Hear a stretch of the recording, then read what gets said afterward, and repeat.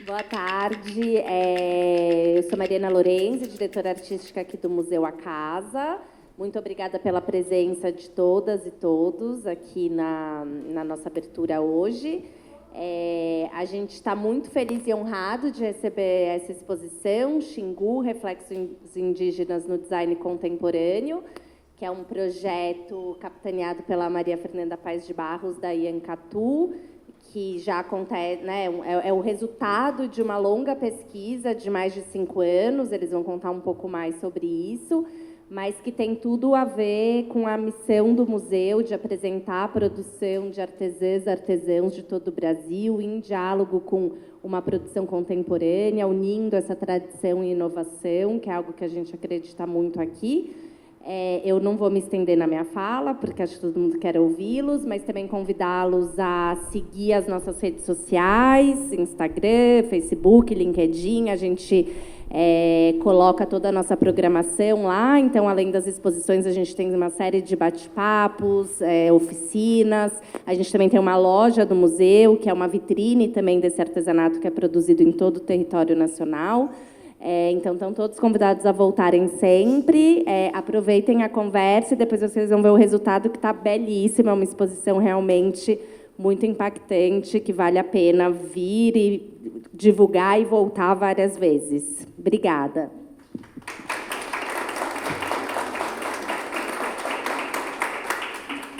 Obrigado, Mari. Gente, muito obrigado pela presença de todo mundo. A gente está muito feliz. Foram longos meses de muito trabalho para chegar nesse resultado aqui. A Maria Fernanda quer falar um pouquinho, Maria Fernanda, sobre o que é o projeto, muito rapidamente, porque a gente também vai chamar daqui a pouquinho a Patrícia Fett, da Sharing, para poder falar um pouquinho. Esse projeto ele é um projeto realizado pelo Ministério da Cultura e pela Iancatu, através da Lei de Incentivo à Cultura, e é patrocinado pela Sharing Williams, aqui do Brasil. Obrigada pela presença de todos. Agradeço ao museu, a Renata, a todos os diretores por nos receberem aqui e a toda a equipe do projeto, que depois a gente apresenta para vocês. Esse projeto ele começa a nascer em 2019, quando eu conheço o Kulikirda Merinaku, que a gente chama de Steve, que é o apelido dele, e ele me convida para ir para a aldeia. E a gente vai desenvolvendo uma coleção, a primeira coleção da Xingu, da Iancatu, em 2020. E para trabalhar essa coleção, eu pedi para ele coletar as cascas e folhas das árvores, para a gente trazer o tingimento natural para o fio de algodão, porque hoje em dia as mulheres elas costumavam trabalhar comprando os fios coloridos nas lojas. E, nesse processo, ele coleta essas cascas, ele manda para a Maibe Marocolo, da Matricária, que está aqui. Ela tinge, manda essa matéria-prima, esses fios tingidos de volta, e eles começam a tecer as peças da coleção. E, nesse início, né, tecendo as peças conforme elas foram nascendo, eles se encantam pelos fios com tingimento natural. E o Steve me pergunta se ele coletasse essas cascas de árvore e mandasse para a Maibe, se a Maibe tingiria para ele. Né? E eu falo, óbvio que a Maibe vai tingir, né? Mas não é isso, né? Eu preciso levar a Maibe até a aldeia, porque vocês precisam ter esse conhecimento aí. E ali é o embrião desse projeto que vocês vão ver hoje. Então, foram 5 anos de caminhada, de muitas, né, assim, muitas tentativas que, né, acabaram não indo. De escritas e reescritas. De projetos. E o Ângelo foi meu parceiro durante todo esse tempo nessas, né, escritas e reescritas de projeto, até a gente conseguir ser aprovado na Lei Rouanet, conseguir o patrocínio da Sharon Williams para poder levar a Maibe para o Xingu. O Lucas, que é o nosso fotógrafo das fotos maravilhosas que vocês vão ver lá em cima, e a Carol foram com a gente. O Vitor Afaro, que não está aqui, é o responsável pelas imagens do vídeo. E a gente foi até lá, a gente volta. E aí tem o trabalho da Maria Helena Imediato, que também não está aqui, mas ela é responsável pela identidade visual, e a Daniela Caran, que está lá no fundo, é responsável pela expografia maravilhosa que vocês vão ver. Então, é um obrigada gigante. A Kai, ela é sobrinha do Kulikirda, e é uma pessoa muito incrível. Ela está aqui há alguns anos já estudando odontologia e ela veio representar as mulheres da aldeia. É uma Nós honra. faremos já as devidas apresentações. Mas antes disso, eu gostaria de convidar a Patrícia Fett, da Sharon Williams, que é gerente de marketing e de serviços para a cor, para falar um pouquinho, né, porque ela foi uma das pessoas que teve uma sensibilidade enorme de olhar para esse projeto, de acreditar e de ajudar a gente a realizar. Boa tarde a todos, obrigada. É um prazer estar aqui, vendo tudo isso acontecer. Foi um projeto super emocionante. A gente começou a se falar no finalzinho do ano passado, né, para que a gente conseguisse colocar todos os nossos esforços para esse ano. A Sharon Williams já vem desenvolvendo e aportando, né, financeiramente em projetos que destaquem a valorização da nossa cultura, o saber manual, né, e esse legado que a gente tem aqui no Brasil. Então, ao longo de 5 anos, quando a gente começou essa estratégia nova, a gente já desenvolveu projetos onde as nossas cores emolduram obras e peças relacionadas ao Sul, à Bahia, ao Pantanal, Parintins, que a gente teve a honra também de poder fazer o ano passado, a paleta referente a uma festa popular. Então, mesmo sendo uma empresa multinacional americana, a gente tem esse propósito e isso é refletido nas nossas ações e nos projetos que a gente vem aportando. Foi uma grata surpresa poder trabalhar com o pessoal da Anhacatu. É a primeira vez que a gente trabalha juntas e foi muito bom. E eu espero que seja o primeiro de vários também, Marbi. Obrigada também, Steve, que eu conheci recentemente. E, da parte da Sharon Williams, eu queria também deixar um agradecimento aqui à Stephanie, ao Márcio, que estão aqui, que também participaram desse projeto, e a Bia, que está de férias, né, olhando lá da Europa enquanto a gente está aqui. As cores que vocês vão ver na expografia foram habilidosamente escolhidas pela Dani, então, muito obrigada, Dani, por fazer uso aí do nosso material. E, de novo, agradeço pela oportunidade de estar aqui com vocês. Tá? Parabéns pelo projeto. Obrigada. Gente, nós ainda não nos sentamos, porque a gente tem um vídeo para apresentar para vocês, que é o resultado também das oficinas, né? Mostra esse processo todo das pessoas, da equipe que foi entrando à mata, mostra um pouquinho da vida deles e de tudo que foi desenvolvido para a gente chegar nessa exposição. É um vídeo curto, de mais ou menos 8 minutos. Antes disso, a gente vai passar um vídeo da Lei Rouanet, e aí, que é mais ou menos 1 minuto e pouquinho, e na sequência já entra o vídeo documentário. Tá? E daqui a pouquinho a gente senta aqui, começa as devidas apresentações, e essa conversa que eu tenho certeza que vai ser uma delícia para todo mundo.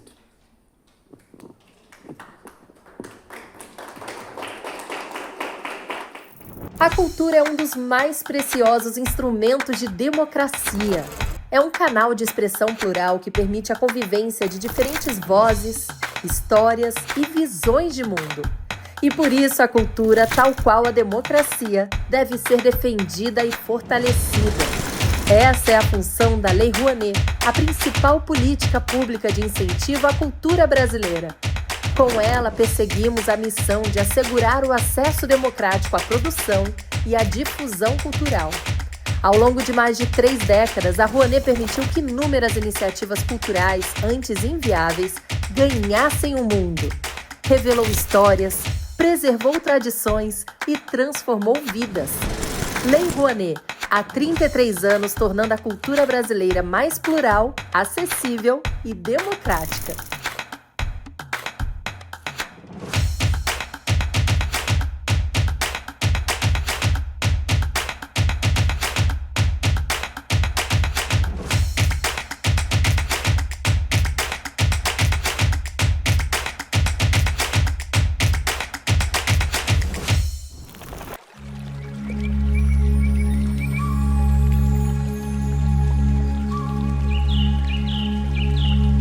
Artesanato é cultura, artesanato é tradição, artesanato são vidas que fazem, que coletam, que tecem, que tingem, nos enraizam no território onde a gente nasceu.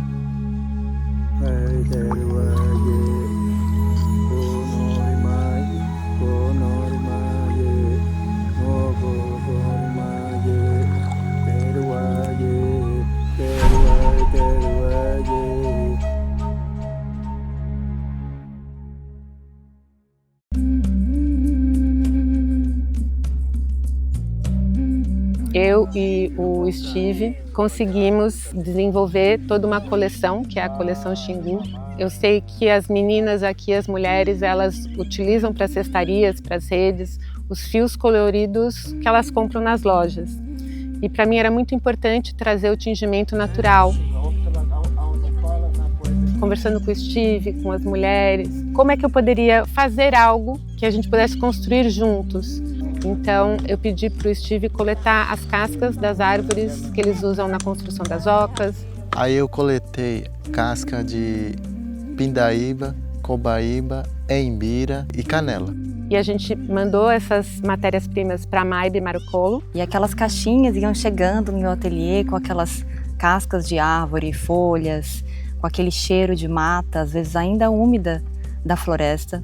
E eu ia fazendo aquela extração, vendo aquelas cores se soltando daquelas cascas e fazendo essa tradução das cores da floresta. Vou mostrar para vocês as possibilidades de cores que a gente tem a partir de uma planta.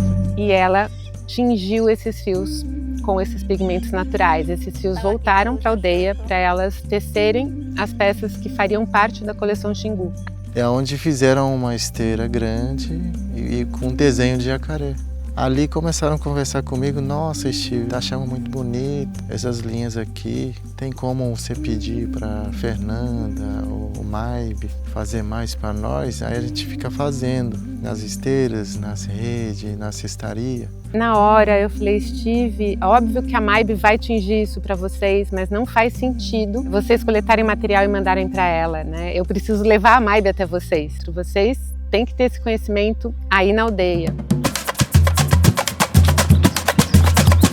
E assim, guiados pelos homens e mulheres da aldeia Calpana, nós adentramos a floresta, atentos a tudo que poderia se tornar mais um pedacinho dessa história. Entrar na mata para conhecer as matérias-primas predominantes da região e entender que aquilo poderia ser transformado em cores.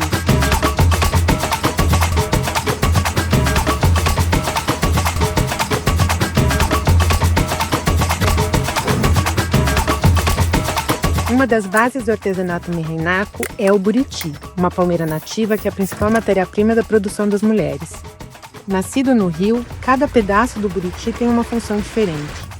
O caule dá estrutura para os cestos, os talos viram esteiras e as folhas, desfiadas bem fininhas, são entrelaçadas para virar fios que dão vida às redes. No projeto Xingu, o buriti é um dos protagonistas junto com os fios de algodão.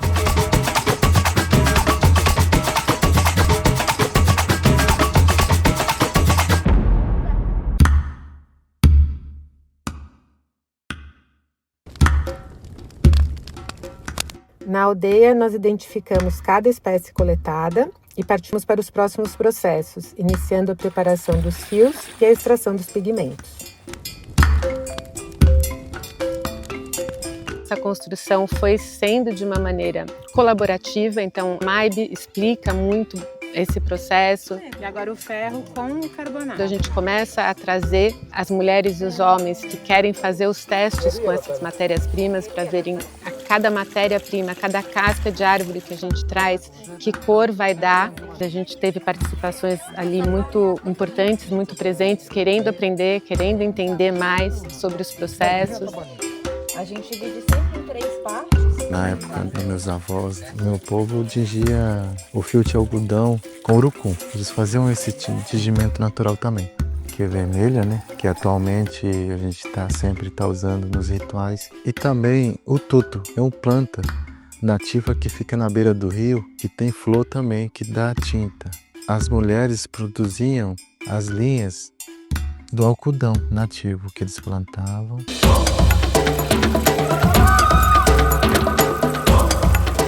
Cada vez que você mergulha uma meada, que você tira para ver a cor que aquela meada vai ficar, a gente via o brilho nos olhos de todos que estavam ali.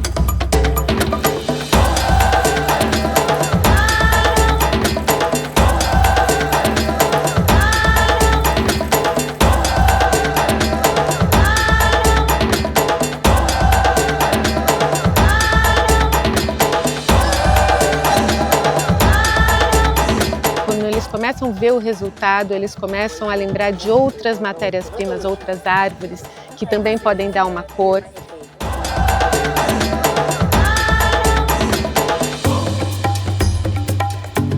Foi uma experiência muito rica essa partilha e essa alegria delas, principalmente, em entender o potencial da nossa floresta, das cores e como que essas cores podem traduzir o trabalho delas de alguma maneira e agregar, né, um valor a esses produtos que vão ser desenvolvidos com esses materiais que estão sendo tingidos, né?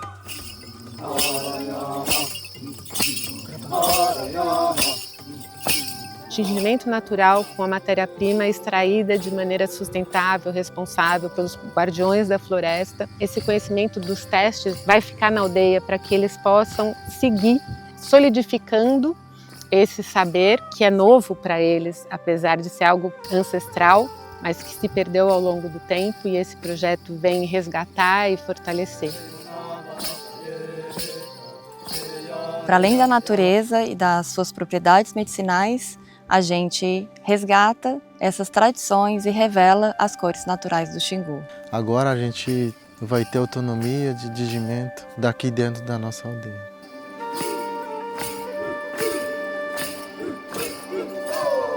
O encontro entre diferentes culturas, ele pode ser feito com respeito, ele deve ser feito com respeito, e é possível a gente trabalhar dessa maneira para construir um mundo melhor.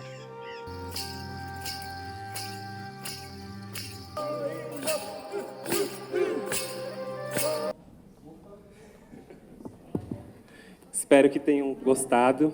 Vamos voltar, então? Venha a Xamani também. Tem uma cadeira lá para você.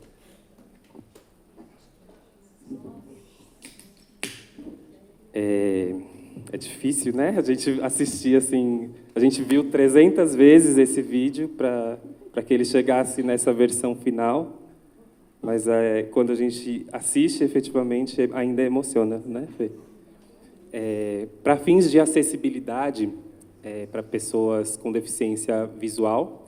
Eu vou fazer a minha autodescrição e eu vou pedir para que os outros também façam no momento em que forem se apresentar. Tá?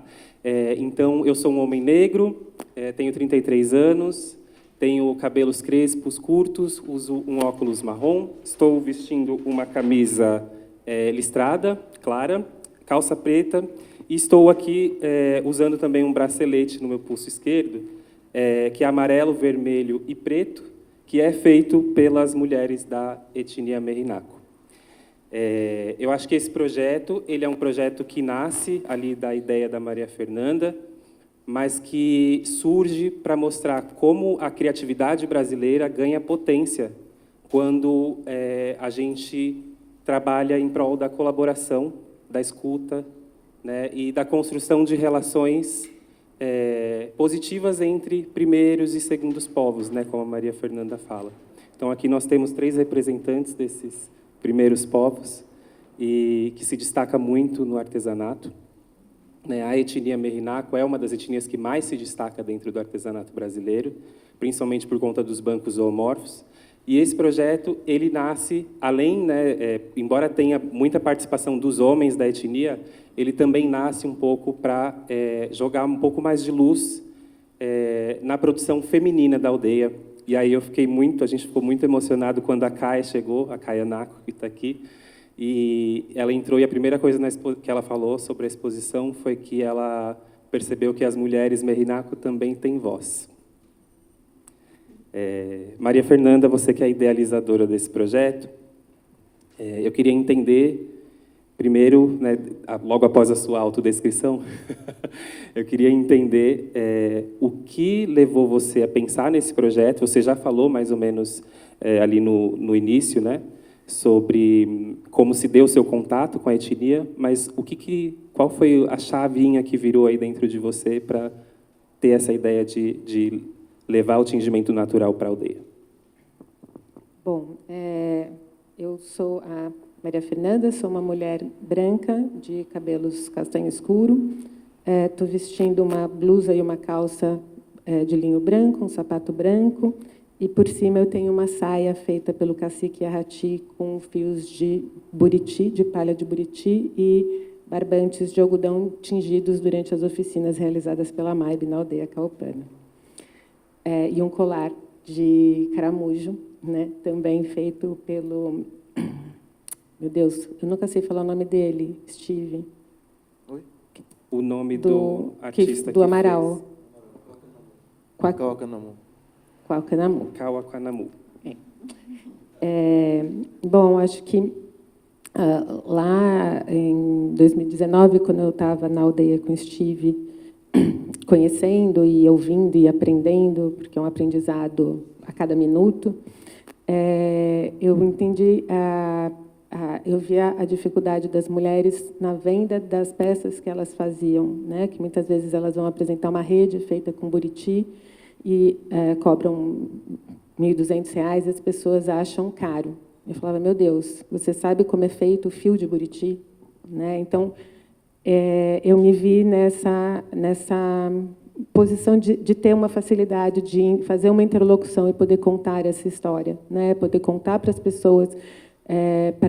Eu acho que falta conhecimento, né? Falta para a gente saber como as coisas são feitas, como a cultura, as diversas culturas que tem no nosso país. Então, falta esse conhecimento, não nos é passado nas escolas. E, como eu estava ali, eu falei, gente, eu estou tendo, aprendendo, vendo, eu preciso contar isso. É uma das coisas que eu procuro fazer com a Anhacatu, com todos os artesãos com os quais eu trabalho. E ali eu me vi com essa informação. Então, eu tive ali que eu queria poder valorizar o trabalho das mulheres, contar essa história, trazer uma força, porque o trabalho dos homens com os bancos zoomorfos ele já é muito reconhecido, já é super valorizado, super não, né? Ele é valorizado como deveria ser, né? Deve ser até mais, porque o Steve depois pode contar para vocês durante a exposição como é feito esse processo. Mas o das mulheres ainda não tinha esse mesmo reconhecimento. Então, nasce uma primeira peça, que é o Balanço Calpana, que vocês vão ver, onde eu trago o trabalho das mulheres em equilíbrio com o trabalho dos homens. E, a partir dali, vem toda essa história de trazer essa potência feminina, né? E contar todo o trabalho que é por trás. E a pessoa que mais... Pode aplaudir. Uma das pessoas que mais te auxiliou nesse processo foi o Kulikir da Merinaco, que está aqui do meu lado, que a gente carinhosamente chama de Steve, é o apelido dele.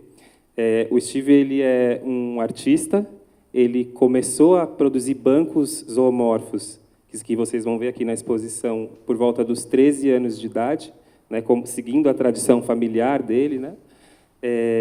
E aí, Steve, eu queria entender de você como é que se deu esse processo, porque eu imagino que outros designers e outros projetos já tenham se interessado em realizar trabalhos com vocês, mas, pelo que eu percebo, a Maria Fernanda teve um carinho especial da aldeia, imagina.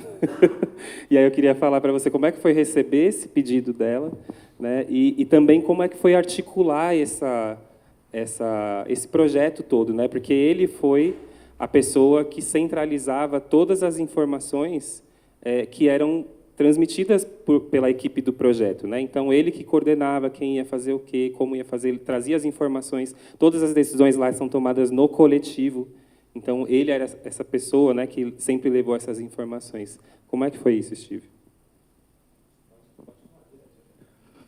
Então, a gente se conheceu há muito tempo com Maria Fernanda, quando eu estava presente, participando do SPIARTE, que sempre acontece a cada ano, né, aqui em São Paulo. E a gente pegou o contato. E depois de um ano, a gente deu uma sumidinha, só que depois que eu voltei para o São Paulo, voltei a entrar em contato com a Maria Fernanda. É onde a gente chegou, se conhecendo. E em 2019, eu convidei ela para estar indo na minha casa, na nossa aldeia, né? Para estar conhecendo a nossa realidade, a nossa necessidade. É onde ela foi corajosa, ela foi guerreira, ela foi com a amiga dela. E a Crisa... A Crisa está lá atrás. Eu acho que está ali. Ela foi com a amiga dela, a Crisa, que está aí presente também. E E ali a gente conversando, mostrando toda a minha cultura, trabalho das mulheres, trabalho dos homens, e aonde apresentei para ela, para a gente focar, ajudar, divulgar o trabalho das mulheres. Porque os homens já estão à frente do que as mulheres. Então, o meu foco com Maria Fernanda é ajudar mais as mulheres, divulgar mais o trabalho das mulheres. Então, vocês vão ver aí o trabalho das mulheres, resultado do projeto, né? E, então, é assim, a gente foi conversando, e aonde a gente desenvolveu o balanço. Depois, a gente desenvolveu uma esteira com material que foi tingido pela MAIB, que eu não conhecia a MAIB também, eu conheci através da Maria Fernanda. E assim a gente vai se conhecendo, somando, trazendo mais as pessoas que ajudam, que abrem as portas para nós.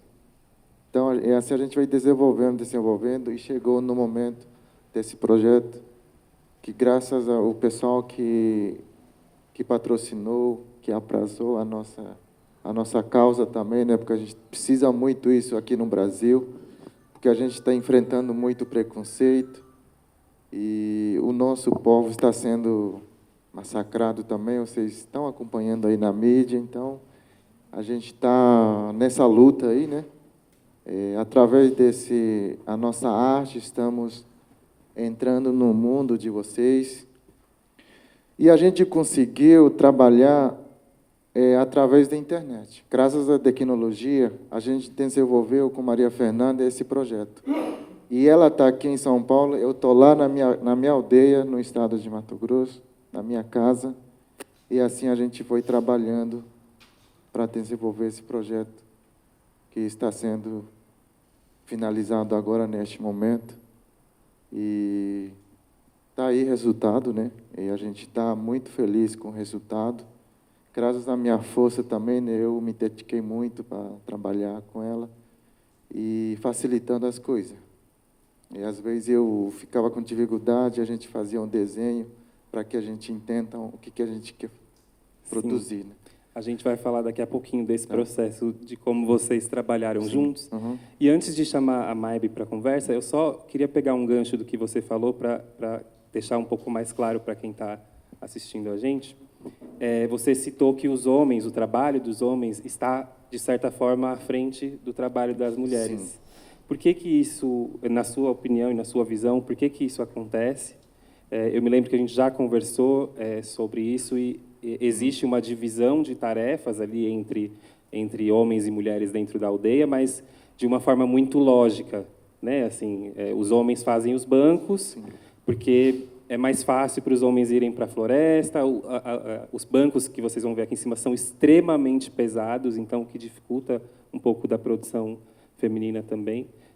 O que você enxerga que faz com que o trabalho dos homens esteja sendo visto, de certa forma, à frente? Então, o que eu quero dizer com isso é porque um homem consegue sair para fora, né? Não depende de ninguém. A mulher indígena ainda, por enquanto, elas ficam mais na aldeia, não têm coragem de sair, buscar, levar suas peças para fora, né? Então, os homens trabalham com as peças, escultura de madeira, né? Então, a gente tem condição de sair para divulgar e levar nossas peças para fora. Agora, as mulheres estão isoladas ainda na sua aldeia. A partir de agora, a gente está levando a voz das mulheres para fora, para que futuramente elas levem para divulgar o seu trabalho, né? Isso que eu quero dizer com isso, né? Porque os homens já estão avançados, porque os homens já conseguem levar para fora as suas obras, divulgar, falar. Então é importante que para que as mulheres consigam também, precisa desse suporte de vocês. A gente precisa que as mulheres superam isso também, para que futuramente não depende de nós, porque próprio elas podem estar divulgando seus trabalhos, contando uma história, contando sua cultura. Igual nesse projeto aqui, foi difícil trazer a minha família.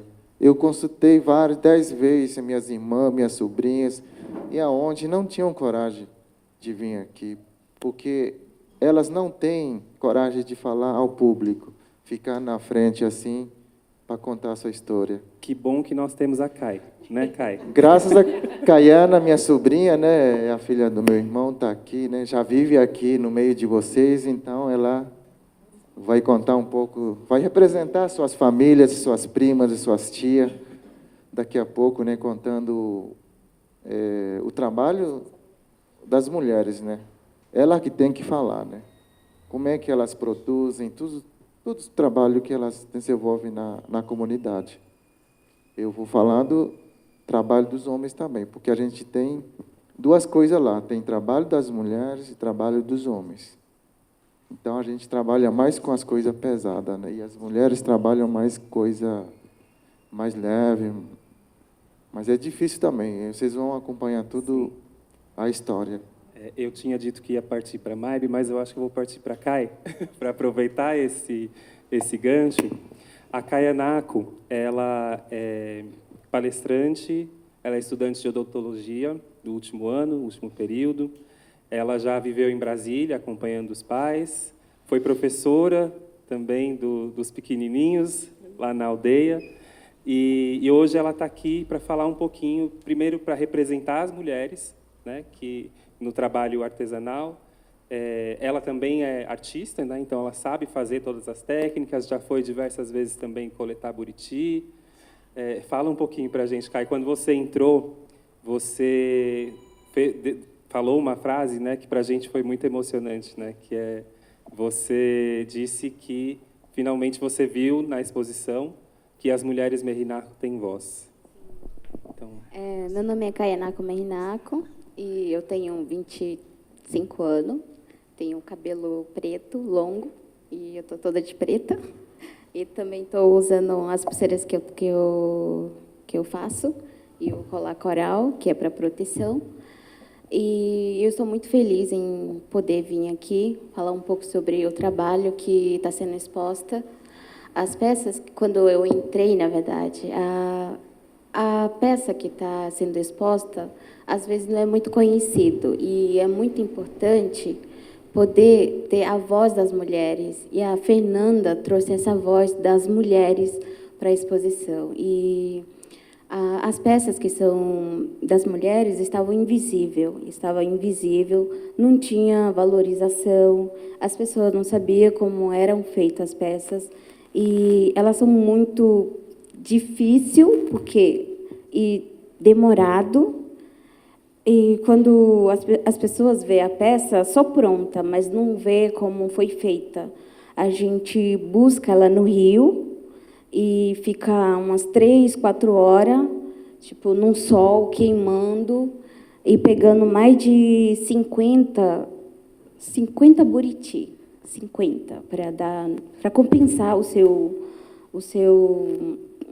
a sua procura, na verdade.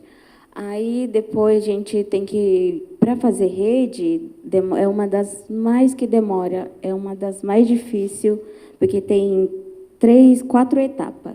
Tem que buscar, tem que tirar a linha de buriti, aí depois tem que colocar para secar, aí trançar ela, aí depois trançar na coxa ainda, e machuca muito, e sangra, porque dói bastante, essa daqui que ela está usando. Aí você trança ela, e você tem que ter habilidade boa assim, para poder conseguir trançar, porque ela pode desfazer. Então, desde criança, a gente é ensinado a fazer isso para poder ter a pele firme, porque sem pele firme você se machuca. Quando eu fui para o Xingu visitar meus pais, eu moro aqui em São Paulo já faz 4 anos, estou no meu último de odonto também. Aí eu estava trabalhando num projeto Yakunin. Aí como a minha mãe não podia trabalhar, estava ganhando a minha irmã, aí eu ajudei ela. Aí eu trancei o buriti e doeu bastante. Me machucou muito, muito mesmo. E também a gente tem problema, tipo, eu tenho, no meu caso, eu sou alérgica a buriti. Quando eu pego o buriti, eu fico tudo vermelha, me coçando. Mesmo assim, eu ia. Porque tem também, a gente tem o urucum. O urucum ajuda bastante. Aí a gente passa o urucum, aí você não sente aquela coceira que está no seu corpo inteiro. Aí passa tudo, depois que você terminar, aí você vai tomar banho, pega um sabonete ou pega uma folha de piqui. Uma folha de piqui, começa a colocar no seu corpo todo para poder sair a coceira, porque você não vai conseguir dormir. Se você for alérgica, e eu sou alérgica, eu tenho esse problema. Mas mesmo assim eu vou. E eu estou muito feliz para poder estar aqui e representar as mulheres que são minhas primas, minhas tias e tudo de sangue. Então, é uma honra estar aqui. E também o trabalho das mulheres terem a voz. Muito obrigada.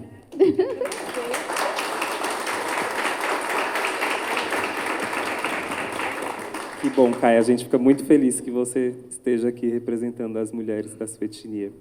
Bem, gente, um dos pontos importantes desse projeto está justamente nas oficinas de tingimento que vocês viram ali no vídeo e que foi coordenado pela Maibe Marocolo, que é mestre em desenvolvimento sustentável.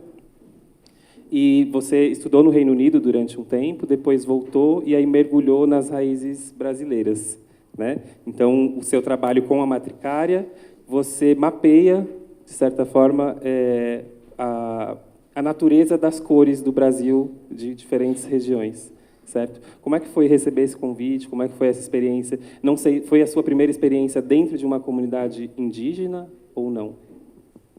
Bom, bom dia.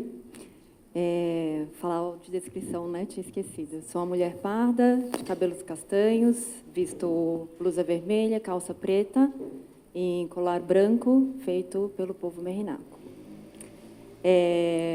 Bom, eu sou pesquisadora da flora tintorial brasileira, já atuo na área de pesquisa, de mapeamento e registro das cores naturais, né, resultantes de plantas tintoriais, já tem aí uns 15 anos.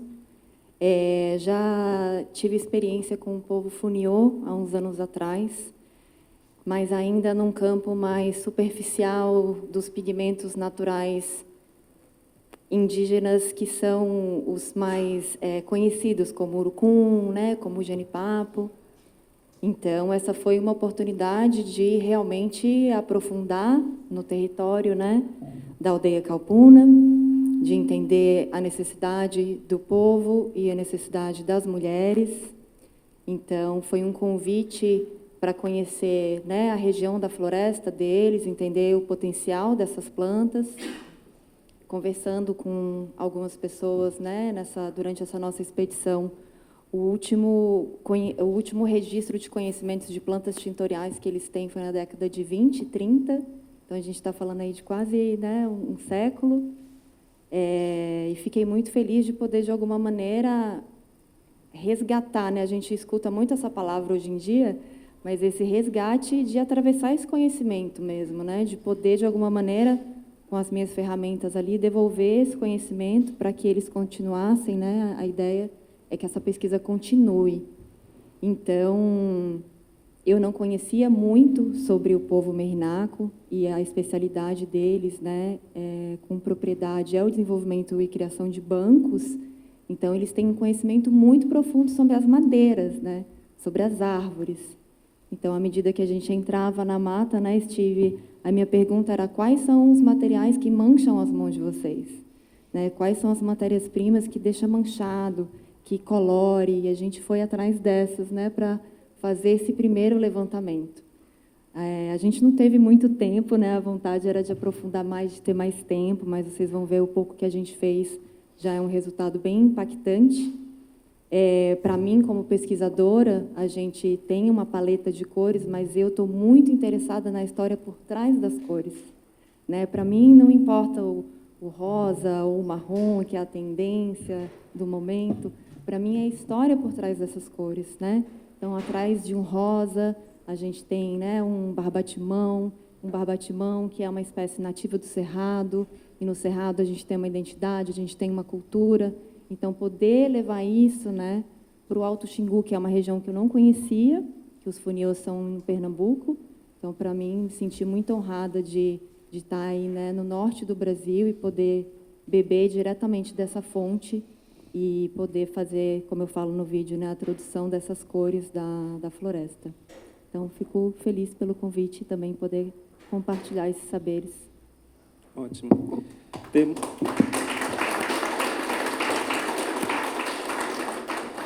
Nós temos aqui também o Axamani, que é irmão do Steve, um jovem artista que também sabe fazer banco, assim como a maioria dos homens da etnia, mas que, em dado momento, ele passou a olhar para outra expressão artística que já é natural deles e passou a transportar isso para outra plataforma. Então, ele é uma das pessoas que trabalha com os grafismos, né? Ele começou fazendo os grafismos nos próprios bancos, e aí ele pode contar um pouquinho do porquê que ele decidiu transferir os grafismos dos bancos para as telas, principalmente, né? Ele pinta parede, pinta tela, pinta vários lugares.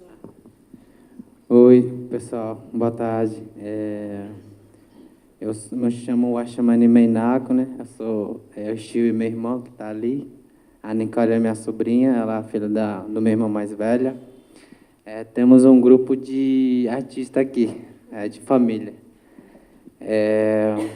Eu tinha recebido um convite pela Fernanda, né? Fernanda já esteve na aldeia, conhece bem da nossa realidade. E fizeram trabalho lá com as mulheradas. E depois eu não acompanhei muito o trabalho dela também, porque eu estava numa viagem, eu tinha chegado na metade do dia que estava lá na aldeia. Aí, nessa ideia de fazer exposição aqui, trazer as coisas que veio da aldeia, aí ela tinha me convidado se eu poderia fazer uma pintura dentro do museu lá, que está... Aí eu abracei isso, porque eu acho que é muito importante, né? Eu faço pinturas. Eu sou artista das pinturas, que são chamadas de grafismos indígenas. O meu foco foi fazer parte de uma pintura, porque eu já andei em muitos lugares, as pessoas desvalorizavam muito o grafismo indígena, porque eles falavam que não tem um valor cultural. Essa me deixava muito na tristeza, né? Acabei tirando as pinturas sobre banco e passando para sobre tela. E hoje eu consigo falar sobre grafismo, hoje eu consigo falar o significado de cada uma, o que momento tem que ser usado, o que não pode. Esse é meu foco. Aí acabei vindo para cá também, né? Aí eu fiz no chão lá, depois vocês vão conhecer o meu trabalho lá.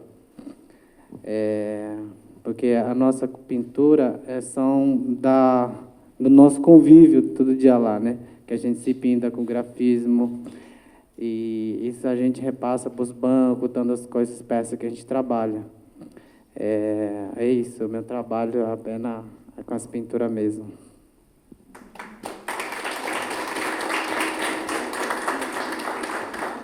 Vou voltar para a Maria Fernanda. O seu trabalho, você, além de designer, também é artista, mas mesmo, por mais que as pessoas te reconheçam inicialmente como uma designer, a gente olha para suas peças, mesmo as peças de design, e fica muito difícil a gente separar arte e design, né? A gente até chama de design art, né?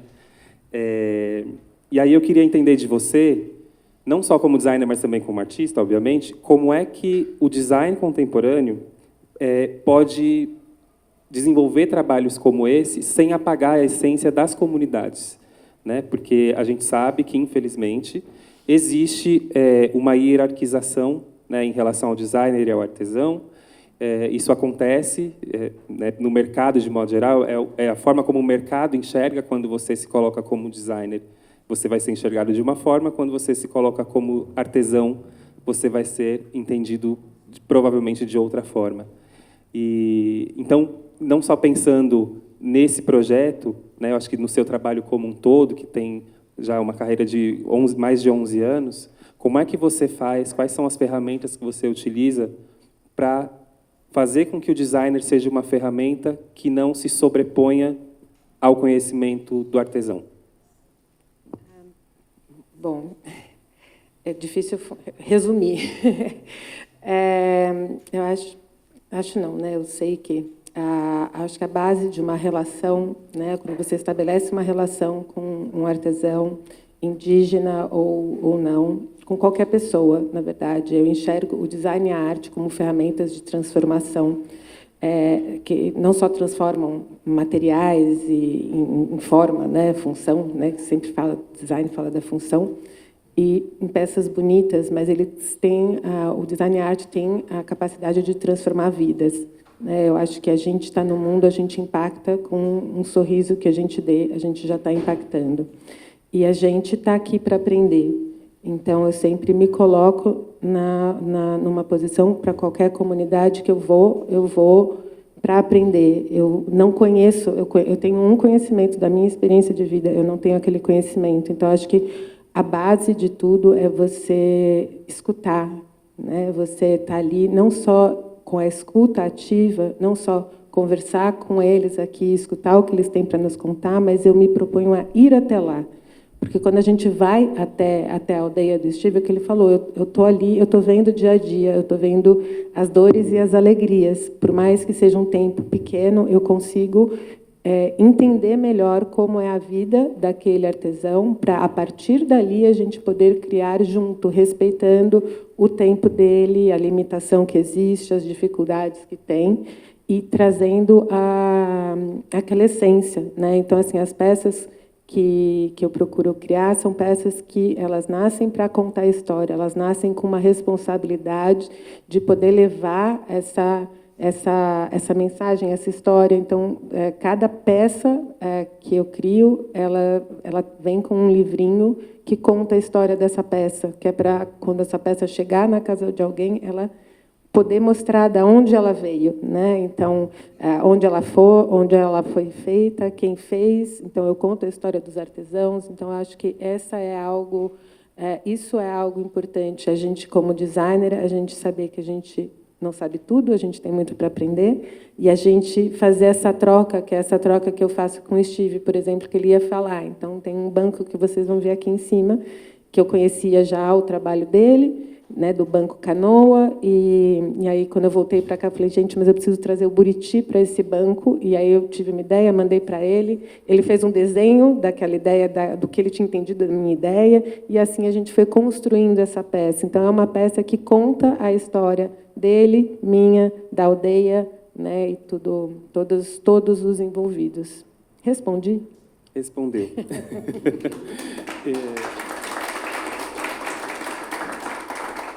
Para o Steve, eu queria pegar um gancho também nessa mesma pergunta que eu fiz para a Maria Fernanda. O que um designer como a Maria Fernanda, um artista como a Maria Fernanda, precisa ter para conseguir trabalhar com vocês de maneira respeitosa, da forma que vocês se sintam respeitados no trabalho? Então, a importância a gente trabalhar junto com a Maria Fernanda, a gente precisa muito indígena e não indígena. Isso ajuda muito para que não indígena fala para o seu povo, divulgar, falar como é que é a produção das nossas peças. Igual ela teve lá na minha aldeia, já presenciou tudo do jeito que a gente trabalha, do jeito que a gente produz as nossas peças. E ela falando da gente, do nosso trabalho, e nós falando também. Então, isso é mais importante para mim, né? Para nós todos, como artistas. Né? E assim a gente vai ter mais confiança, ter mais as pessoas confiar no nosso trabalho, respeitar nosso trabalho, a dificuldade que a gente enfrenta. Então, essa parte é muito importante, a gente trabalhar com vocês, né? Eu vou dizer assim, né? Então, ela está sendo muito importante nessa parte, né? Porque a gente precisa trabalhar junto. Então, a gente, às vezes, ela desenvolve para mim a ideia e é onde eu faço lá, né? Eu produzo. Então, ela explica o que significa, o que significa também para nós. Então, a ideia sai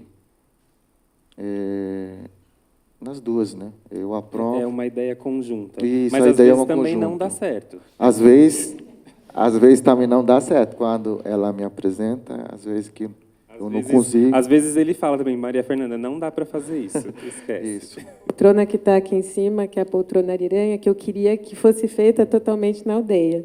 E aí eu mandei para o Steve falou, acho que a gente não consegue fazer, acho que não vai dar certo. Aí eu falei, bom, então eu vou fazer aqui, e aí quando você vier para a exposição, você vê como eu fiz e vê se consegue agora, a partir de agora, fazer algo parecido lá na aldeia, para que seja mais um produto para que eles possam, né, vender. Isso. Então, é isso. O que é mais importante nessa parte também, que a gente desenvolve junto com a Maria Fernanda, que as nossas peças que a gente produz com ela vai beneficiar aquela pessoa que produziu.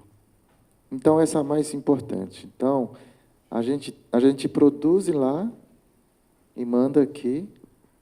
Quando tem um cliente interessado, compram e vai beneficiar aquela pessoa, aquele artesão, os artistas. Essa parte é mais importante do nosso trabalho conjunto com a Maria Fernanda. Isso que aconteceu com a cadeira. O meu tio, Coacanamu, produziu a máscara ariranha, daqui saiu uma cadeira, porque a gente não consegue produzir a cadeira o de vocês, né? É diferente, o nosso trabalho é diferente. É totalmente diferente. Então, tem coisa que Maria Fernanda me apresenta que eu não consigo, que a gente não tem para fazer. Então, a gente faz o que a gente consegue fazer. Então, é isso. Ótimo.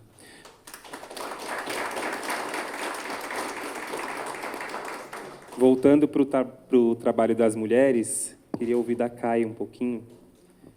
Eu percebi que nas esteiras que vocês fazem, em geral, vocês trabalham os grafismos a partir do fio de algodão. Né? Esses grafismos, quais são os significados, quais são os mais comuns? Tem alguma técnica que é mais fácil, que é mais difícil? Como é que é? Bom, os grafismos. O mais comum é a pintura do peixe, que a gente chama de Culupeianã. E também pintura das mulheres, que é aquele negócio assim. Não sei se vocês vão ver depois. É assim. É um zigue-zague, é isso? Esse daqui, vamos lá. Esse daqui é a pintura do peixe. Essa que a gente produz mais. Aí tem o zigue-zague. Esse daqui. Esse é a pintura das mulheres, que a gente usa bastante quando uma menina de 10 anos, vamos supor 10 anos, aí ela tem que começar do mais fácil, tipo o reto, que aqui não tem. Aí o reto, aí depois passa para outra etapa, que é fazer a pintura, que é esse daqui, a segunda etapa. Aí tem a terceira etapa, que é para fazer esse tipo de pintura aqui, que é a pintura do peixe. Cada pintura tem o seu significado, tipo essa pintura aqui, ela é para proteção, para afastar maus olhares. Aí tem essa pintura do peixe, que traz a energia boa, traz tranquilidade. Cada pintura tem a sua energia. O grafismo que ele faz tem um significado. Tipo, vocês colocam um quadro na sua casa, uma pintura do sucuri. A energia que ela vai transmitir é de proteção e sabedoria. Cada peça tem o seu significado, de onde vem, e também a gente usa bastante a pintura da cobra, porque as cobras são a nossa identidade também, e a pintura do peixe também. Aí, as peças que foram produzidas, que nós mulheres a gente usa bastante, é a pintura do peixe, né? Aí tem também os animais que estão sendo expostos lá. O mais fácil que a gente acha é o peixe também. O peixe é mais fácil, porque é só fazer a bola do peixe, aí depois colocar o rabinho e pronto. Essa é a coisa mais fácil. Aí também tem a cobra. A cobra, só fazer assim, mas tem que ter o jeito de fazer, porque às vezes ela, na hora de você fazer isso, ela fica reta, aí não parece cobra, aí tem que ter o jeito, né? Aí tem isso também. Tem o jacaré. O jacaré é mais fácil. Você fazer redondo, também o jacarezinho, e colocar o pezinho, aí depois fazer o zigue-zague também, pronto, acabou, terminou. Parece fácil, né? Essa é a mais coisa mais fácil, fácil que a gente tenta fazer. Tipo, as crianças ou as pessoas que são moça de 12 anos, assim. Ou eu aprendi quando eu tinha, deixa eu ver, 14. Porque a Fefe falou que eu morava em Brasília, e em Brasília quem fazia era a minha mãe. A minha mãe levava a fibra de Buriti, ela fazia lá. E quando eu tinha 12, eu comecei a fazer a rede. A minha avó me deu um desafio. Ela falou bem assim, a minha avó e a minha mãe, né? Porque quando a gente passa... quando a gente tem 11 anos, chega o momento de menstruação. A gente passa para virar uma mulher. Aí a gente fica trancada por um ano. Aí, nesse ano, você aprende várias coisas, tipo fazer rede, fazer cestaria, fazer esteira, porque não tem nada você fazer lá também, né? Você fica trancada e você precisa fazer alguma coisa. Aí os nossos pais, as nossas mães dão essa tarefa para a gente, para passar o tempo também, para a gente aprender muitas coisas. Aí, nesse dia, ela me deu uma que é bem difícil. Eu não sou muito boa em fazer a trança, né? Eu demoro um século para terminar, porque cada um tem a sua habilidade. E a minha habilidade é fazer rede, e eu terminei ela em 8 dias. 8 dias, aquela rede de 2 metros. Aí a minha mãe falou bem assim, você puxou a sua avó, que é a mãe do Steve. A mãe do Steve, que é a minha avó, ela é rápida demais. Ela também termina em 7 dias, em 8 dias. Em geral, demora quanto tempo? Para quem não é tão rápido? 15 dias, 12 dias. Aí a minha mãe ficou impressionada. Sem contar. Por isso que eu falo, a linha de Buriti, eu não sou boa nisso, porque eu ia demorar um ano só para terminar uma bolinha, assim. Então, não é comigo. Cada um tem a sua habilidade. Aí, tipo, eu falo, essa é para mim. Aí eu faço. A minha mãe fazia, ela trançava para mim, e eu só fazia a rede, porque a rede, com certeza, era mais fácil para mim, porque quando eu estava nessa reclusão, aí eu comecei a fazer e eu passei no teste dela. Ó, ótimo, você fez uma coisa mais difícil. Aí me senti feliz por isso. Passei por uma coisa. Daí falei, então eu vou fazer um monte. Mas não consigo fazer um monte, não. Porque tem um processo grande, né? Tem que ir lá. E uma coisa que vocês têm que saber também. O maribundo, quando você vai buscar o Buriti. Eu e a minha mãe, a gente foi buscar a Buriti, a gente caiu na toca dela. Era desse tamanho, assim. Aí eu fui picada inteira. Mais de, não sei, acho que mais de 50, 60, 70 ferrão dela. Era uma daquelas que é laranjinha. Não sei se vocês conhecem a laranja, mas uma das mais que tem aquela monte de quando ela te pica e nunca sai. Então, essa que dói mais, era desse tamanho. E a minha mãe mandou pular na água. E não pode pular na água, não, porque dói mais ainda. Eu pulei na água e depois eu senti uma dor imensa. Eu senti a mordida no meu corpo, assim, me mordendo inteira. Eu falei para minha mãe, você não podia ter falado para eu pular na água, que dói mais ainda. Dói mais ainda. Aí eu fiquei traumatizada. Aí fiquei não sei quantos dias sem ir no Rio, sim.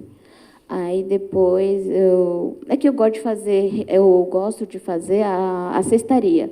A cestaria eu tenho a habilidade de terminar em um dia 2 cestarias. 2. Então, eu fazia um monte dela. E os cataventos, assim. O catavento eu fazia, tipo assim, em um dia já terminávamos 10.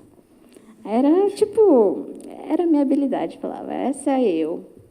Aí eu fazia. Kai, você falou sobre os grafismos das mulheres e dos homens. Tem grafismos diferentes para homens? Esses só os homens podem usar e só os homens fazem?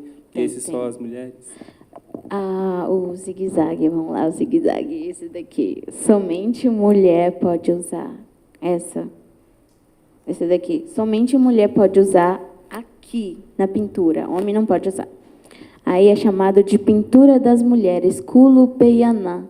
E também tem a pintura das mulheres, que é uma cobrinha, que só, na verdade, só as mulheres mais velhas podem usar também. As mulheres novas não podem usar. Aí tem isso, mas é chamado de Uipalatã. Então, no caso, os grafismos que o Achamani faz são os grafismos só masculinos, é isso? É, só masculino. Só masculino que ele faz. Com masculino misturando a das mulheres. Aí tem as duas, mistura. Mas aí pelo que eu vi, os grafismos que ele faz mais dos homens, e que é a pintura das cobras. Aí das mulheres só assim mesmo. É bem simples, que também transmite alegria. Tira, tipo, uma coisa pesada quando a gente usa essa pintura. Aí as pessoas ao seu redor ficam livre, fica limpo, para se sentir, tipo, bem-vindo, assim, para ficar feliz na festa. É isso que a pintura das mulheres representa, a felicidade e também para acalmar a mente. Que bom.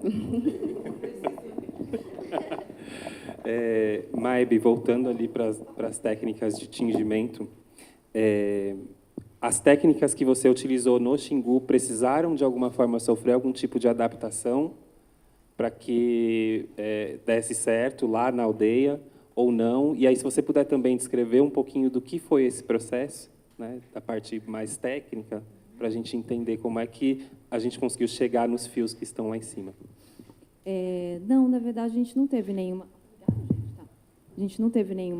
adaptação assim grande, que na verdade o processo de tingimento natural, de extração, ele é um processo relativamente simples, né? Porém trabalhoso, né? Tem toda uma romantização, né, em cima do tingimento. Tem algumas pessoas aqui que já conhecem o trabalho tintureiras, a gente estava falando sobre isso mais cedo. É um trabalho de formiguinha, né? Então, para elas entrarem na mata e coletarem, né, identificar o potencial. Mas basicamente a gente faz uma primeira coleta e faz uma extração como se fosse uma decocção, um chá gigante, né, numa escala um pouco maior. E ali a gente já começa a observar, né, umas nuances, né, se soltando daquelas cascas, daqueles frutos, daquelas folhas. E, a partir daquele primeiro extrato, a gente usa alguns modificadores de cores, né, porque, a partir de uma matéria-prima, a gente tem um desdobramento de várias outras nuances quando a gente altera o pH. Então, por exemplo, eu falei mais cedo do barbatimão, né? O barbatimão é uma espécie nativa do Cerrado, e a cor original dela é rosa, mas quando a gente altera o pH para o ferro, ela já fica roxa. Então, a partir de uma planta, a gente tem um desdobramento, e a gente foi testando isso com eles também, né? É uma alquimia, né? É química, é pura química.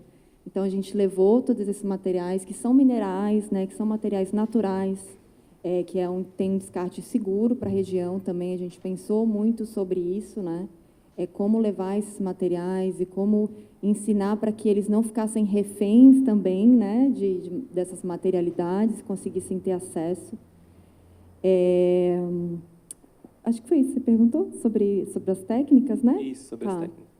Não, então quer falar mais um pouquinho? Não. Não, na verdade, eu estava pensando aqui, por enquanto a Kai falava, e queria fazer uma pergunta para o Steve. Claro. Eu tive no Xingu há 2 semanas atrás e tive a oportunidade de ver, né, algumas das mulheres merrinacos que eu conheci em maio. E perguntei para elas, e aí, vocês estão tingindo? Né? E elas falaram, a gente está sem tempo, né? Tudo muito corrido. Então, não é muito diferente da gente aqui, quando aprende uma habilidade nova e esse mundo, né, frenético. E eu queria, Steve, saber de você, assim, o desejo da continuidade, assim, da pesquisa, sabe? Para fortalecer esse conhecimento, para não se deixar perder, assim, o que vocês, né, de repente, depois que a gente partiu, pensaram e conversaram sobre isso, porque esse projeto é muito sobre autonomia, né? Quando a gente aprende a fazer as nossas próprias tintas, aprende a fazer nossos próprios tingimentos, e, por enquanto, a gente estava fazendo os processos. Quando a gente chegou, eles não sabiam muito bem o que a gente ia fazer ainda, né? Eles já ouviram falar, mas quando a gente tirava aquelas meadas das panelas, né, a felicidade das mulheres em especial, né, a alegria delas de entenderem que, a partir daquele momento, elas teriam autonomia para fazer o próprio tingimento natural, né? Então, por aquela mata que elas andavam, elas não sabiam que aquela matéria-prima era tintorial, que dava para você extrair um pigmento ali, fazer um tingimento de um fio, né? Então, a gente também para pensar onde foi que tudo isso se perdeu, né? Que se compra os fios já tingidos para fazer artesanato, né? Quando foi que as sementes foram substituídas pelas miçangas coloridas, né? Então, mesmo lá promovendo essa partilha e provendo das ferramentas para a cidade, a continuidade, ainda tem muitos desafios, né? Porque comprar um fio tingido já pronto é muito mais fácil, é muito mais barato, né? Então, a gente vai esbarrar aí nessas questões, Steve. Então, queria perguntar para você, como que você vê a continuidade, assim, dessa ideia do tingimento e de desenvolvimento de produtos depois dessa experiência? Então, desde que vocês saíram da nossa aldeia, né, e o pessoal descansou muito, né, porque foi puxado, não foi fácil enfrentar o fogueira, né? Porque a gente fervia 4, 5 panelas, caldeirão de uns 40, 20 litros, para fazer o tingimento. Então, o pessoal descansou muito. E, a partir de agora, o Maybe, as mulheres e os homens estão aguardando o resultado. Aguardando o resultado da produção do material que foi tingido durante a oficina, né?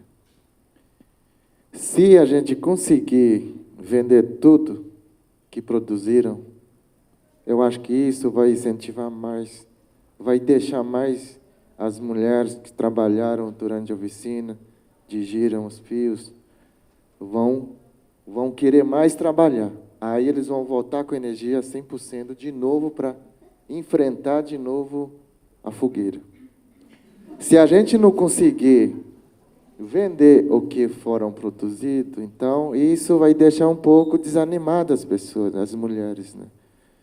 Porque o projeto foi levado lá para fazer tingimento e ao mesmo tempo as mulheres produziam aqueles que foi feito em artesanal.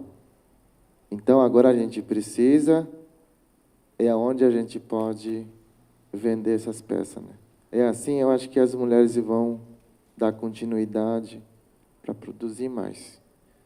A gente aprendeu um pouco lá, né? Mas a gente tem dúvida ainda, né? Mas celular ajudou muito, a gente filmou um pouco, ela explicando. Então, cada um tem os vídeos, ensinamento da Maybe no celular de cada um. Então, elas falaram que tá para fazer. Lá também a gente tem muita coisa, né? Tem própria nossa cultura, que os rituais que está acontecendo agora, nesse mês. Então, qualquer Guarupi, né? Qualquer mulher estão indo junto com seus pais e seus maridos. Ninguém está parando.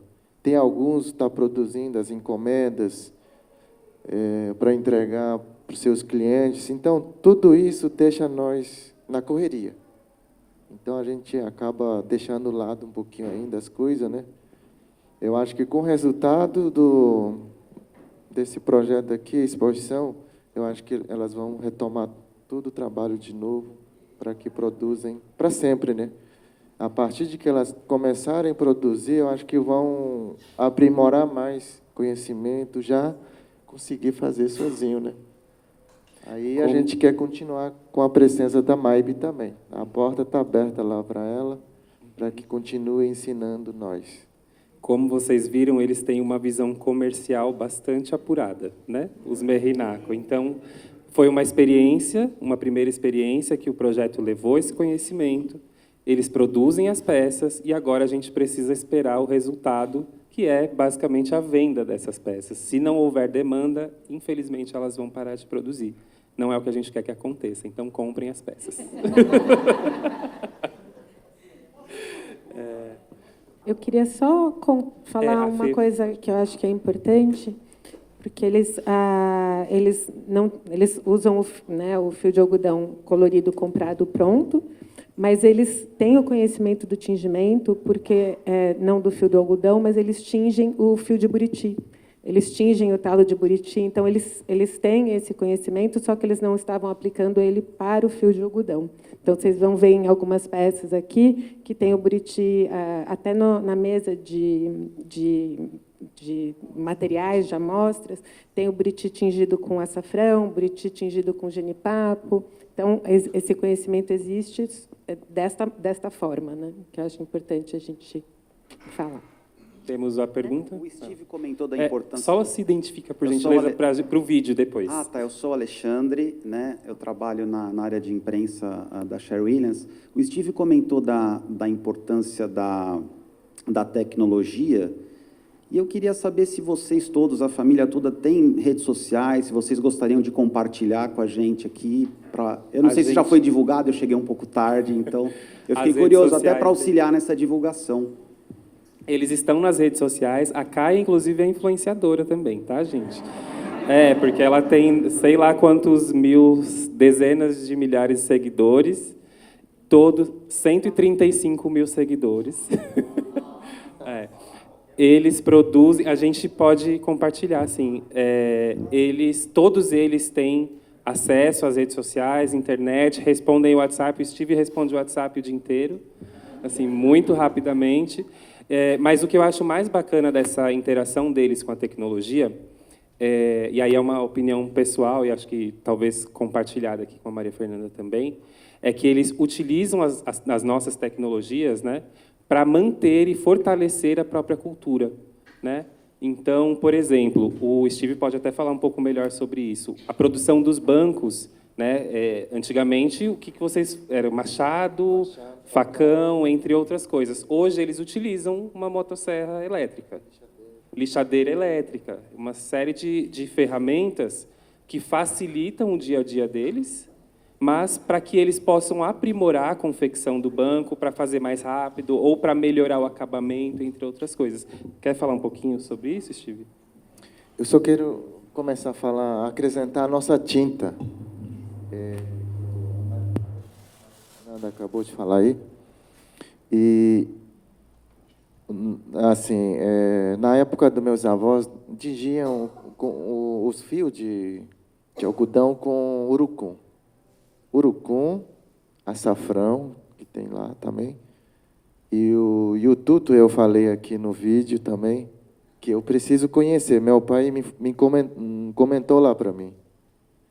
Então, essas tintas, os antigos usavam, né? Naturalmente. Agora, com o conhecimento que MAIB levou, vai somar mais a nosso conhecimento. Então, achamos muito interessante.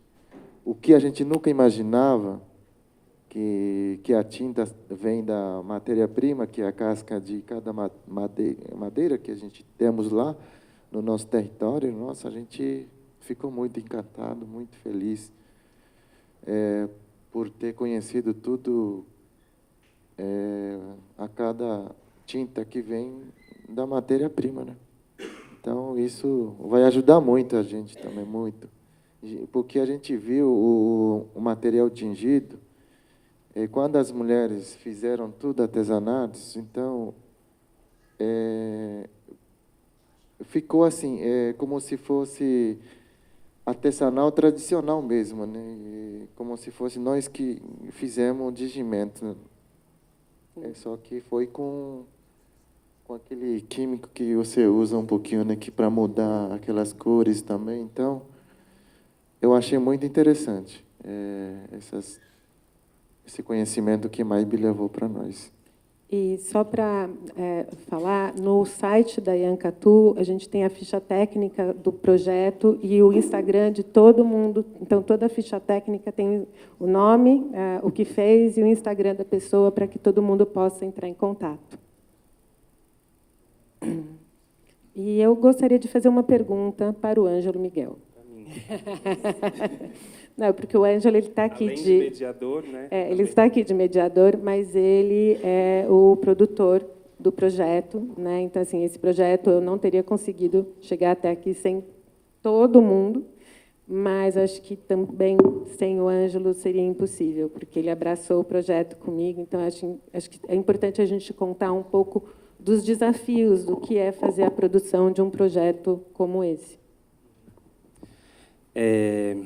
Esse projeto ele é um projeto, é o primeiro projeto incentivado da Yankatu, né? Então, como a gente falou no início, nós tivemos escritas e reescritas até que ele chegasse ao seu formato final de aprovação.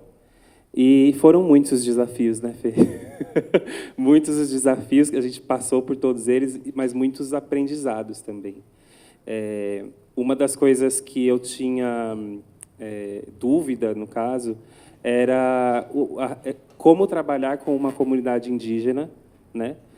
Que era algo que a Fê já tinha feito, mas a verdade é que com a comunidade em si a gente não teve nenhuma questão, né? E acho que muito por conta da interlocução do Steve, que estava ali sempre levando as informações do projeto para a comunidade, discutindo isso com todo mundo, para ter uma decisão que é a mais correta, né?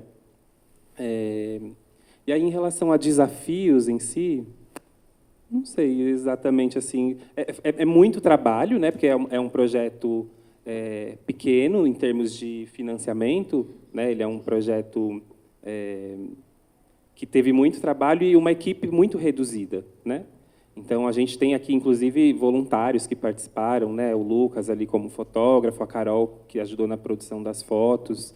O Lucas e a Carol são da The Dealers, eles apoiam o projeto. Então, a gente não tinha condições de pagar para levar um fotógrafo para o Xingu.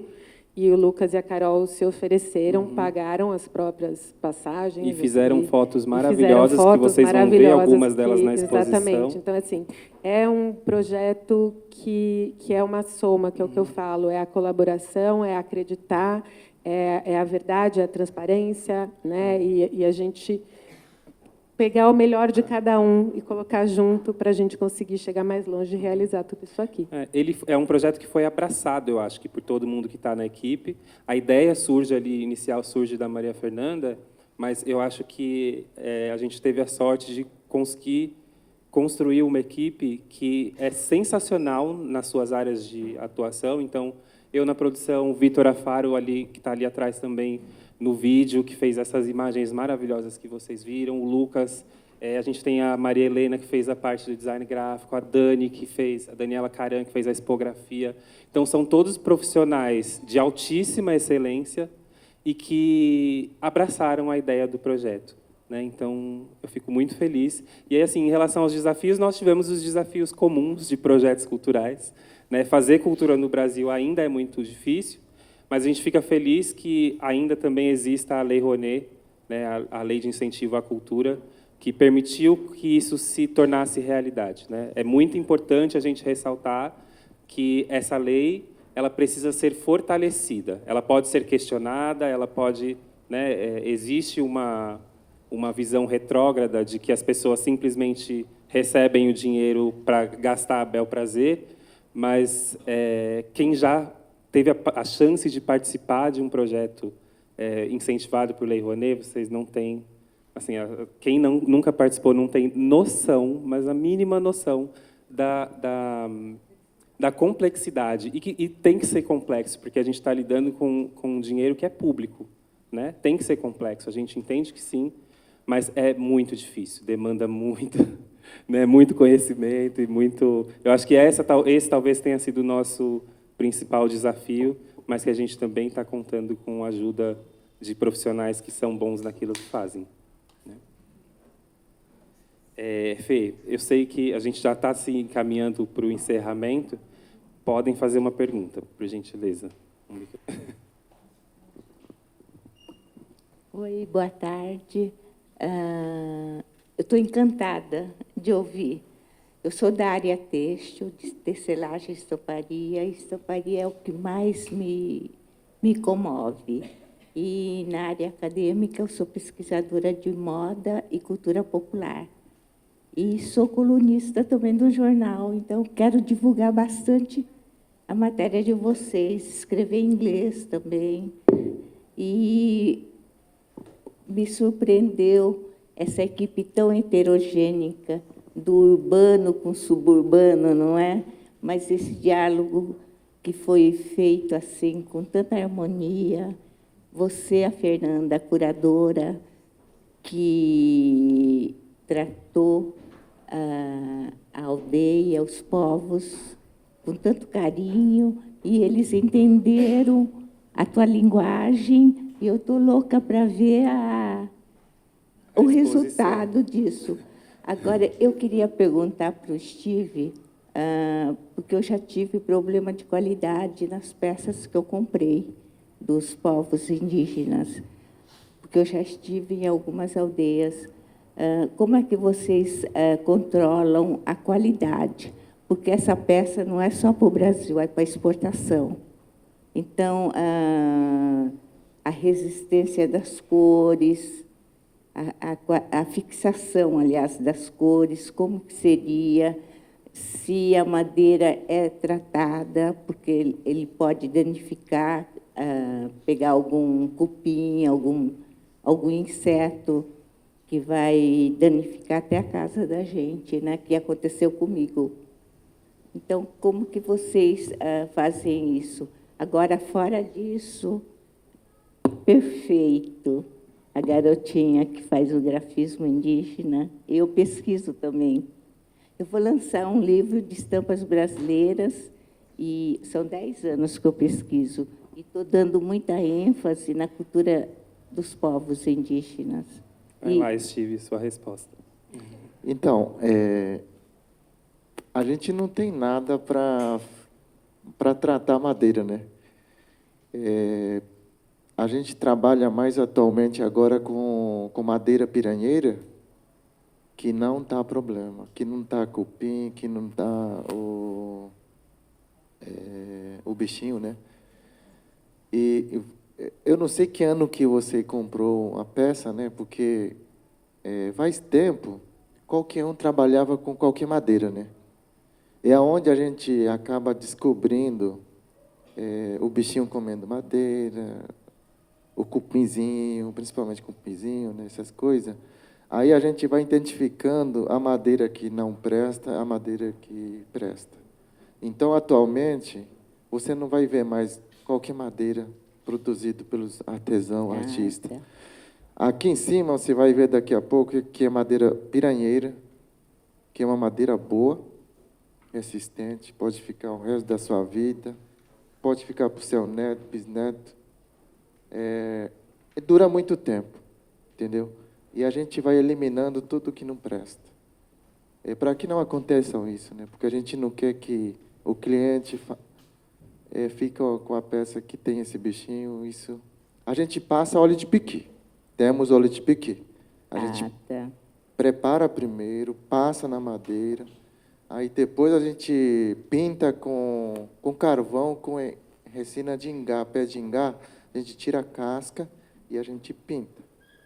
Não, está ótimo. Então, temos 3 óleos de piqui e uma tinta de pinquimento, né? Tudo porque o mundo inteiro está de olho para se inspirar na cultura dos povos indígenas. Tanto arquitetos, decoradores, na moda, então, muitos, né? Então, isso que eu te digo. Aí, eu gostaria de falar algo que é extremamente importante, né?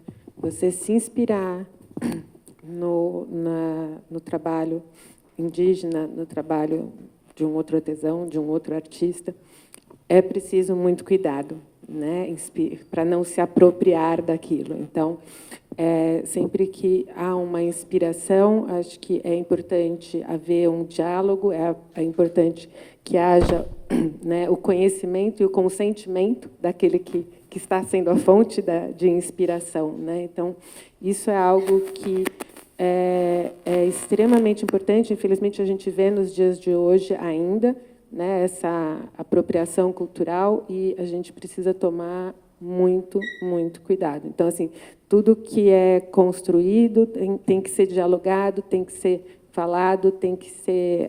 a gente aqui faz um trabalho de... inclusive, quando você pega algo, por exemplo, eu trabalhei com uma máscara da ariranha.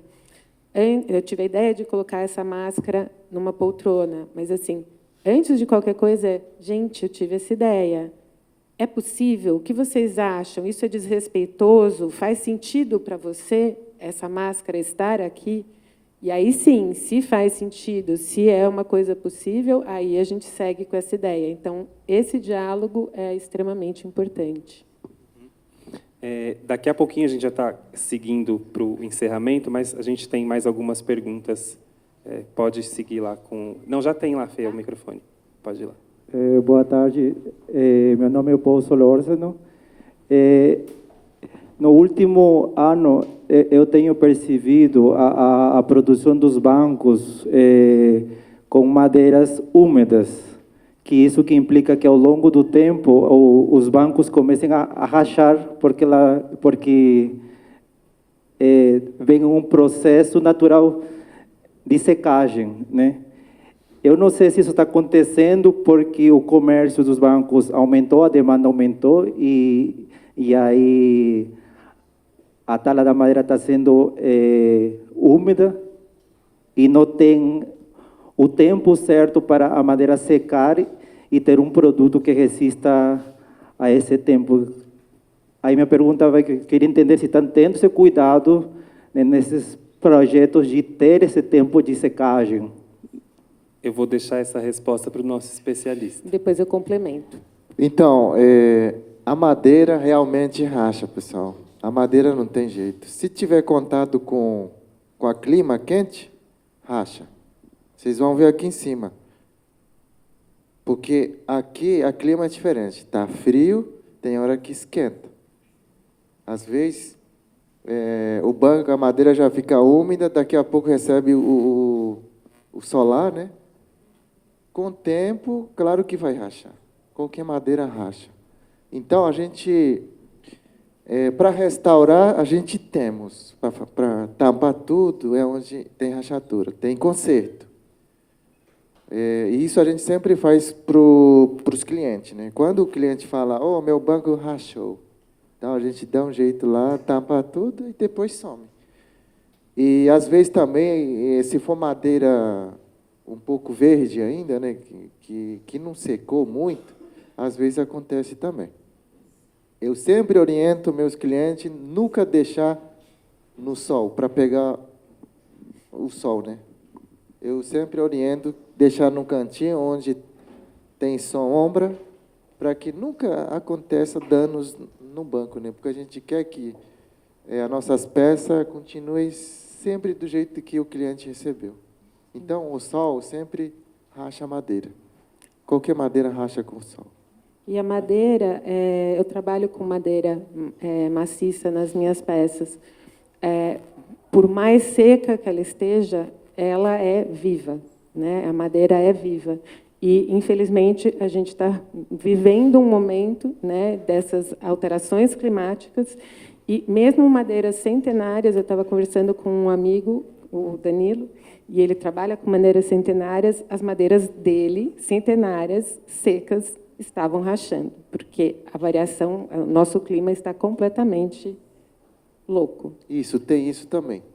A clima mudou agora, não é mais igual ao antigo, e conforme essa mudança climática está mudando tudo. Tanto para nós, para o ser humano, tanto para as nossas peças. Então...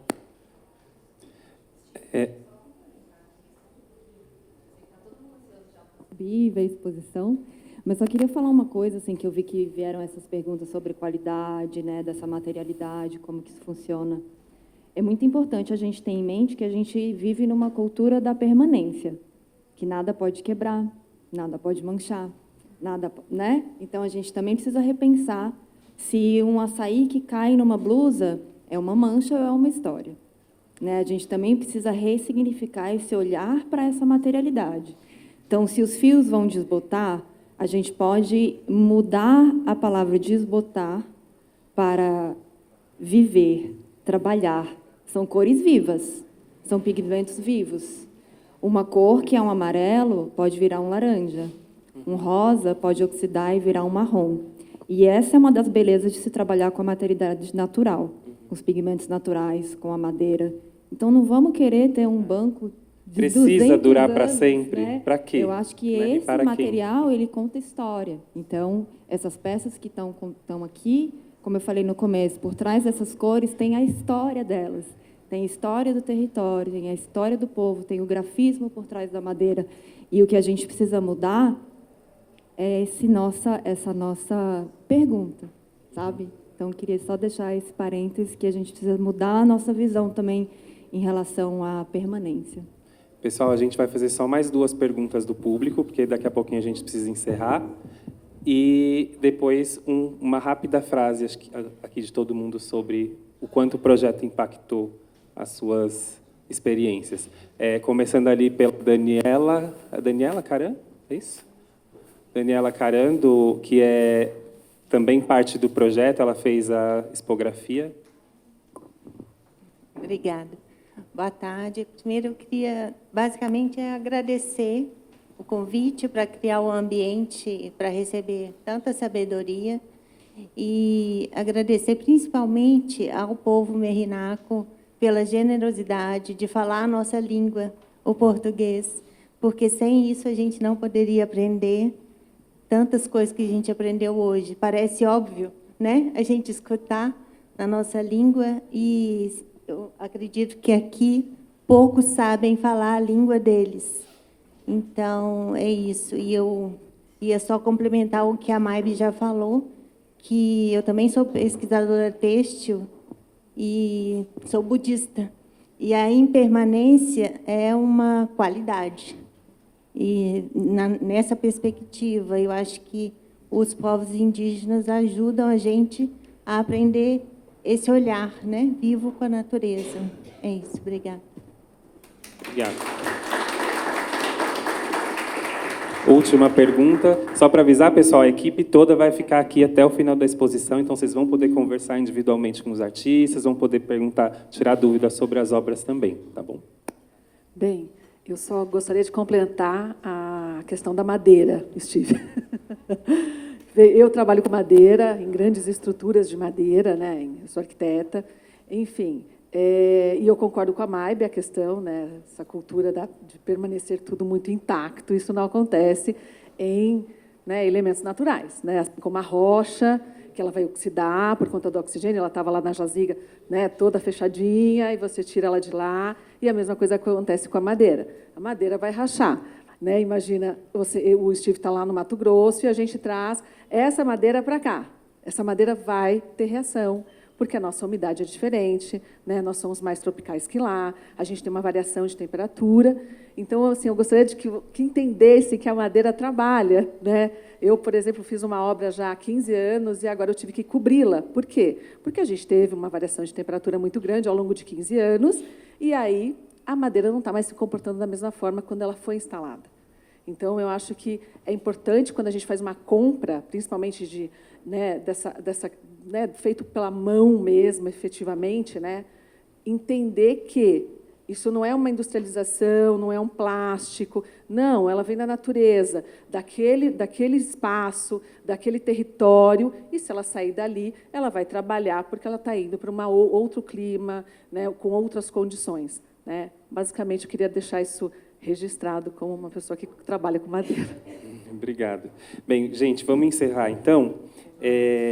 Fê, a última perguntinha, acho que vale para todo mundo, que é o que você espera que as pessoas levem quando elas visitarem aqui a exposição? Levem para o coração, enfim, para a cabeça? O que você quer que elas pensem quando elas visitarem a exposição?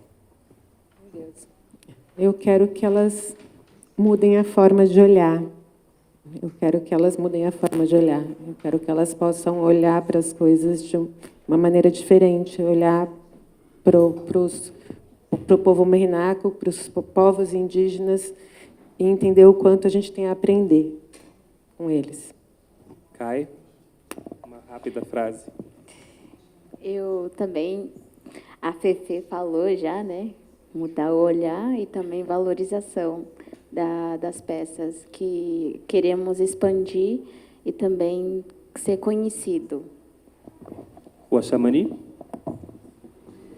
Então, eu espero que vocês se conectem com o espírito que está ali lá fora, que está lá no museu, né?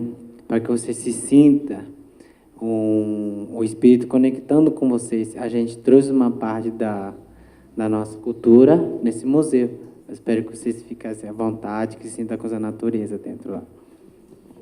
Steve.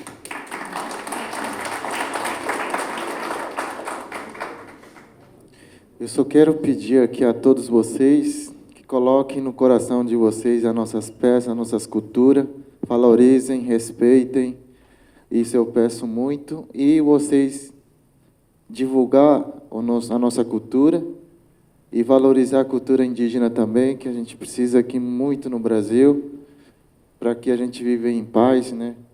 Que vocês aprimorem a nossa cultura aí através das nossas artes, das nossas peças, que vocês levem para casa, que faz parte da casa de vocês, apartamento de vocês, e isso eu quero de vocês. Maibe?